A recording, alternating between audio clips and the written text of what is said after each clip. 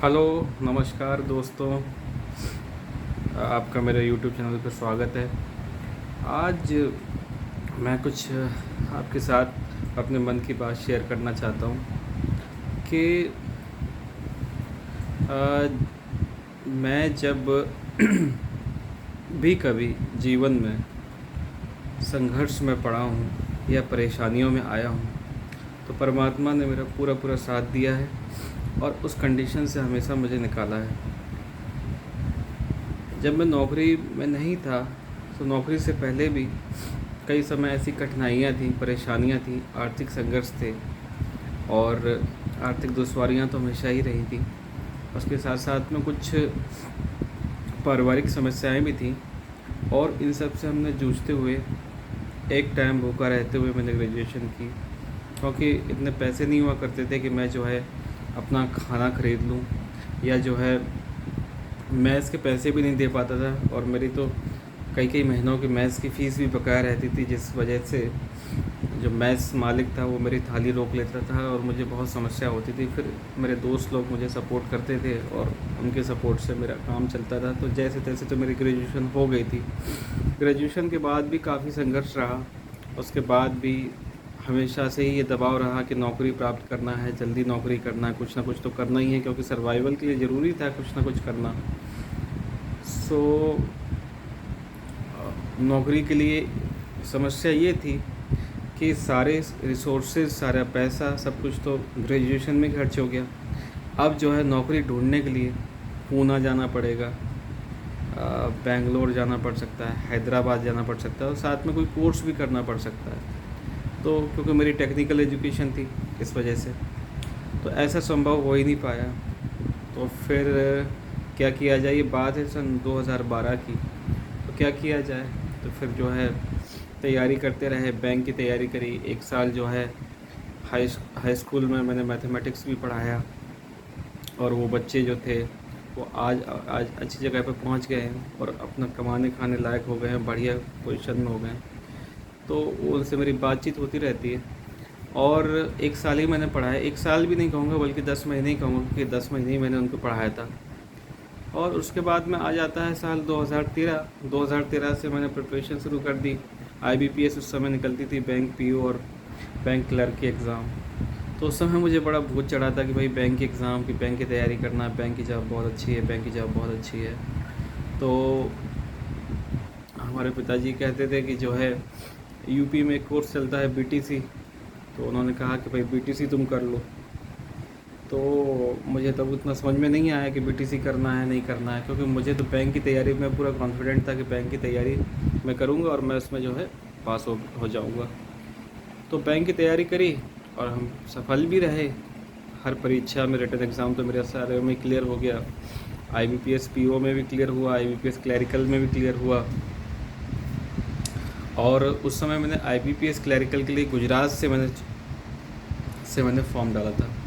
कारण ये था गुजरात से डालने का कि किसी ने कह दिया कि भैया गुजरात का कट ऑफ कम जाता है, भाई हम जनरल कैटेगरी में आते हैं, तो गुजरात से कट ऑफ कम जाता है, तो आप वहाँ वहाँ सब जो है बिजनेस वाले लोग हैं, तो नौकरी वोकरी तो करते नहीं हैं, कम ध्यान देते हैं, तो वहाँ कट ऑफ कम जाएगा तो वहाँ से डाल दो। अब मुझे तो नौकरी की आवश्यकता थी, साथ में ये भी पिताजी दबाव डालते थे कि भाई जो है वो बैंक की तैयारी छोड़ दो, इसमें तुम कर लो तो इसमें ठीक रहेगा। वो सही भी कहते थे खैर, लेकिन ये एक अलग बात है कि उस समय मुझे कुछ समझ में नहीं आया।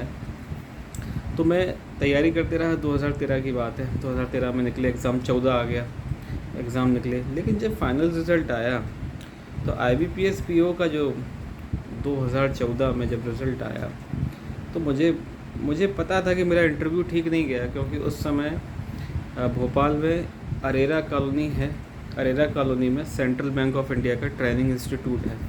तो सेंट्रल बैंक ऑफ इंडिया का जो ट्रेनिंग इंस्टीट्यूट है, उसी में मेरा इंटरव्यू पैनल था और वहाँ पर मैंने इंटरव्यू दिया। तो जैसे मैं इंटरव्यू में दाखिल हुआ कमरे में, तो उन्होंने जाते से ही पहला प्रश्न पूछा कि भाई आपकी टेक्निकल एजुकेशन है, आपका बैकग्राउंड ऐसा है और आप बैंक में जॉब क्यों करना चाहते हैं। तो एनी हाउ मैंने जवाब दिया कि सर ऐसा है कि बैंक में जॉब करके देश सेवा और इस तरह की चीज़ें, क्योंकि मैं जो है जो मेरे मन में विचार आया वो मैंने कह दिया। हालांकि मुझे ऐसा उसको और ज़्यादा प्रिपेयर करना था। हालांकि मेरे इंटरव्यू की प्रिपरेशन मैंने इतनी खास नहीं की थी और उसका खामियाजा भी मुझे भुगतना पड़ा, ये अलग बात है आगे। उसके बाद में फिर उन्होंने एक मुझसे प्रश्न पूछा कि भैया ये चेक है, कोई व्यक्ति अगर चेक लेके आपके पास आया है तो क्या आप उसको पेमेंट कर दोगे? तो हमने कहा कि हाँ कर देंगे। तो कर दोगे तो फिर क्यों कर दोगे, क्या रीज़न है उसके पीछे, क्यों करोगे उसको पेमेंट? और अगर नहीं करोगे तो फिर क्यों नहीं करोगे उसको पेमेंट? तो मैंने उनसे कहा कि फिर मुझे समझ में नहीं आया जवाब क्या दूँ, मुझे पता ही नहीं था। उसके बाद में फिर उन्होंने कुछ सवाल पूछे। मैं जिस चीज़ की प्रिपरेशन करके गया था, मौद्रिक नीति पढ़ के गया था, आरबीआई के बारे में पूरा पढ़ के गया था, बैंकिंग सिस्टम के बारे में पूरा पढ़ के गया था, समसामयिक घटनाएं जो थी, करंट अफेयर्स जिसमें मुझे कॉन्फिडेंस था कि मैं उससे सारे जवाब दे दूंगा, वो मैं पढ़ के गया था। लेकिन बात कहीं बनी ही नहीं और इंटरव्यू से हम बुरी तरह से पराजित होकर आए। क्योंकि मुझे पता था उसमें, क्योंकि एक तो मेरे पास ब्लेज़र नहीं था, जो कोट होता है, कोट नहीं था। मैं शर्ट और पैंट सिंपल पहन के गया था। एक भाई साहब थे, बहुत परम मित्र, जो इस समय LIC में हैं, प्रशासनिक अधिकारी हैं, AO की पोस्ट पे। तो वो जो है, अब तो प्रमोशन उनका हो गया होगा, और वो जो है उनसे मैंने घड़ी ली, घड़ी हाथ में बांधी और पैंट शर्ट मैंने जैसे तैसे, क्योंकि पैसे तो रहा नहीं करते थे जेब में और भोपाल में रह रहे थे, प्रिपरेशन कर रहे थे वहाँ पे। तो जैसे तैसे एनी हाउ मैंने ड्रेस सिलवाई, ड्रेस सिलवा के जूते भी एक भाई साहब के उधार लेके, जूते तक उधार लिए, जूते उधार लेके हम जो है पहुँच गए इंटरव्यू में। और इंटरव्यू में सभी सीनियर सिटीजन्स टाइप के लोग बैठे हुए थे। उनको देखते ही हालांकि हम समझ गए थे कि आज मेरा दिन ठीक नहीं है। हम वहाँ पहुँचे और फिर हमने आपको बताया कि इस तरह के प्रश्न हुए। जब वहाँ से मैं बाहर निकला इंटरव्यू का अच्छे से, तो मेरे मन में निराशा के भाव थे, बिल्कुल थे, क्योंकि मुझे लगा आज यार इंटरव्यू सही नहीं गया। लेकिन मुझे ये नहीं पता था कि 20 में से 8 नंबर पासिंग के लिए चाहिए रहते हैं। 80 मार्क्स, तो 80 मार्क्स के इक्विवेलेंट करके रिटर्न का 80% एंड देन इंटरव्यू का 20%, तो 20% में से 8 नंबर पासिंग थे। तो मैंने सोचा कि भैया 8 नंबर तो आ ही जाएंगे, ऑन एवरेज 11-12 नंबर तो मिल जाते हैं, 10-11 नंबर 10 मिल जाएंगे, आधे नंबर तो मिलेंगे। लेकिन जब मैंने फाइनल रिज़ल्ट देखा तो उसमें ये लिखा आया कि भाई मेरी मेरिट काउंट नहीं हुई। इसमें ये लिखा आया कि क्योंकि दोनों में पास होना ज़रूरी है भाई, ऑब्वियस सी बात है, इंटरव्यू में तो पास, उसमें रिटर्न में तो पास होना बहुत ज़रूरी है, क्योंकि रिटर्न में पास नहीं होगा तो इंटरव्यू कैसे आओगे। देन जब फाइनल बनेगी समरी तो इंटरव्यू में भी पास होना चाहिए, रिटर्न में भी पास होना चाहिए, दोनों को मिला के फिर देन मेरिट बनती है। तो मेरिट में नाम ही नहीं। लेकिन मेरे इंटरव्यू में मिनिमम मार्क्स जो थे पासिंग के वो उससे कम थे, यानी कि मेरे मार्क्स कहीं 8 से कम थे। तो भी 7 रहे हों 6 रहे हों तो भी जो मेरी मेरिट बन रही थी वो अगर मैं पास कर देते वो तो वो मेरी मेरिट में आ जाता। तो बहरहाल मैं काफ़ी दुखी परेशान हो गया। 2014 की बात है, मैंने प्रिपरेशन करी।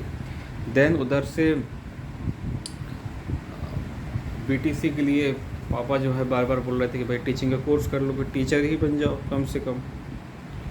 तो उनका प्रेशर आ रहा था, वो बोल रहे थे।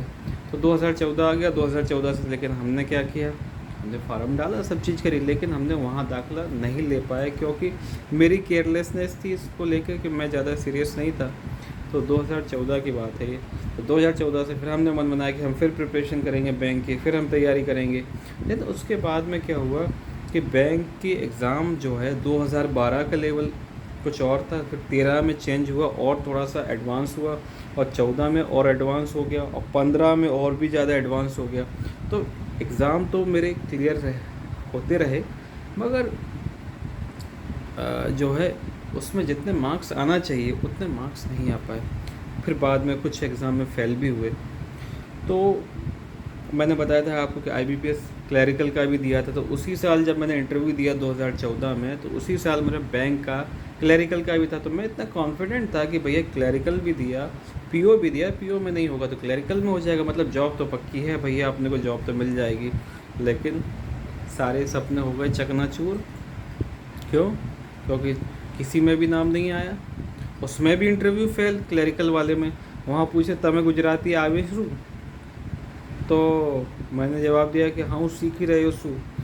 अब जैसे मुझे आती थी, जैसे मैंने प्रयास कर रहा था सीखने का गुजराती, तो वो भी समझ गए कि भैया ये कैसे हैं भैया, क्योंकि लोकल लैंग्वेज की वहाँ रिक्वायरमेंट होती है क्लरिकल में। उसमें स्पष्ट मेंशन लिखा रहता है कि जो भी रीजन में आप जाएंगे, जो भी स्टेट में आप जाएंगे, वहाँ की जो लैंग्वेज है वो आपको आना ज़रूरी है, क्योंकि आपको व्यवहार करना है। या व्यवहार मीनिंग मतलब कि आपको जो है लोकल पब्लिक से इंटरेक्शन करना है, तो उनकी लोकल लैंग्वेज आपको आना चाहिए। तो गुजराती को लेकर तो मैंने थोड़ी सीखी भी थी, तो मैं कॉन्फिडेंट था कि भैया गुजराती में सीख भी रहा हूँ तो आ जाएगी। लेकिन इंटरव्यू में ये सब चीज़ें नहीं चलती ना, कि भाई मैं सीख रहा हूँ, मैं सीख लूँगा, इस तरह का एटीट्यूड नहीं चलता है। आपको you have to be well prepared, है ना, कि आपको बिल्कुल तैयार होना चाहिए उस चीज़ के लिए। बहरहाल अब 2015 आया तो उसमें भी हम सफल नहीं हुए।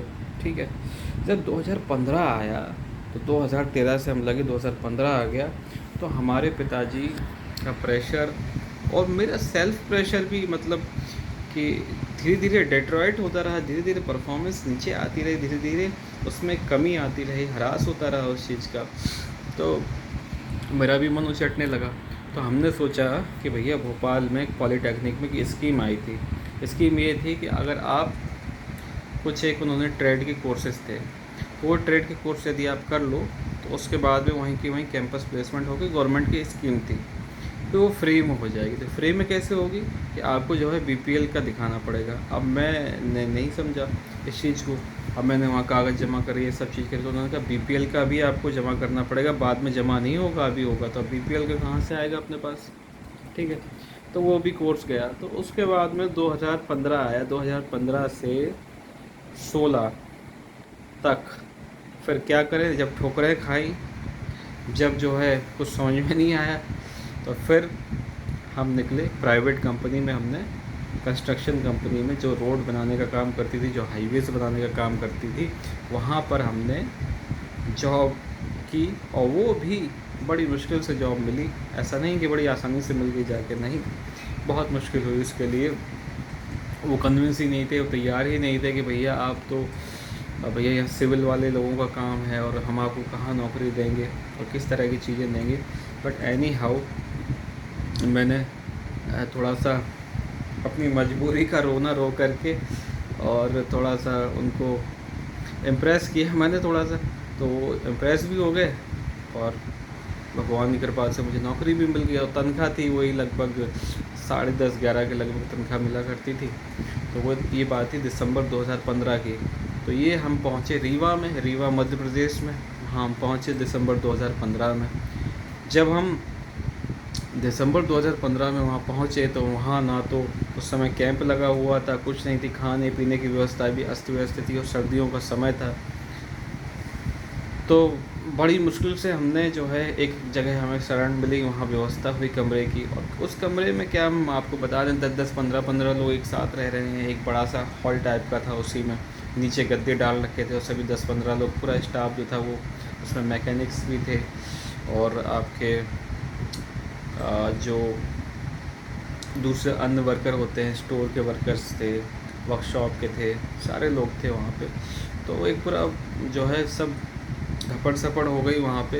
कुछ समझ में नहीं आया। खाने का सिस्टम भी यही था कि थाली तक नहीं हुआ करती थी, तो वही उस प्लास्टिक के पैकेट आते थे, वही पैकेट काट लेते थे, उसी में जो है रोटी लेके जैसे तैसे एनी हाउ हमने वहाँ पे समय काटा। एक महीने बाद, 2 महीने बाद फिर व्यवस्था बनी, फिर एक रूम लिया वहाँ पर। तो हमने वहाँ पे दिसंबर 2015 से लगा के हमने 2016 सितंबर, अगस्त या सितंबर। लेकिन उसके बाद मेरे मन में आग लग गई। कैसी आग लग गई? हमने ये सोचा कि मेरे फादर ने जब बार बार मुझे कहा, मेरे पिताजी ने कहा, पापा ने कहा कि भाई तुम ये बीटीसी कर लो, ये डीएलएड कर लो, टीचिंग का कोर्स कर लो, बहुत अच्छा रहेगा, बहुत नौकरी लग जाएगी। तब तो हमने इतना सीरियस होकर नहीं कहा, और अब की बार उन्होंने मुझसे कुछ नहीं कहा। तो जब उन्होंने कुछ नहीं कहा तो मुझे अंदर से बहुत ख़राब लगा। तो फिर मैंने सोचा कि नहीं, अब उनके लिए करना है, अब उनके लिए तैयारी करना है। तो फिर मैंने आगे चल के उनके बिना कहे ही मैंने अपनी चिंता से फार्म डाला, काउंसलिंग कराई, और भगवान कृपा से मुझे डाइट कानपुर देहात, जो कि पुखराया में स्थित है, उसमें एडमिशन मिला।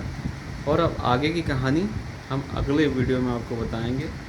और आप कहेंगे तो अगले वीडियो में हम जो है अपने शुरुआत से लगा के कि हम कहाँ से पैदा हुए, कहाँ से हमने अपनी जर्नी स्टार्ट करी जीवन की, और अभी तक हम कहाँ हैं, तो हम पार्ट्स में हम आपको ज़रूर बताएंगे, क्योंकि बहुत लंबा एक्सपीरियंस रहा है जीवन में, क्योंकि परेशानियाँ तकलीफ़ें बहुत रही, अलग अलग कल्चर में रहे, अलग अलग हिस्सों में रहे, तो अलग अलग हिस्सों में रहे, अलग अलग ज़िलों में रहे, तो एक अलग अनुभव रहा। तो वही सब चीज़ें हम आपके साथ शेयर करेंगे, लेकिन अगले पार्ट में। तब तक के लिए गुड नाइट। आप लोग अपना ख्याल रखिए और ऐसे ही हमें अपना आशीर्वाद और प्यार देते रहिए। Good night.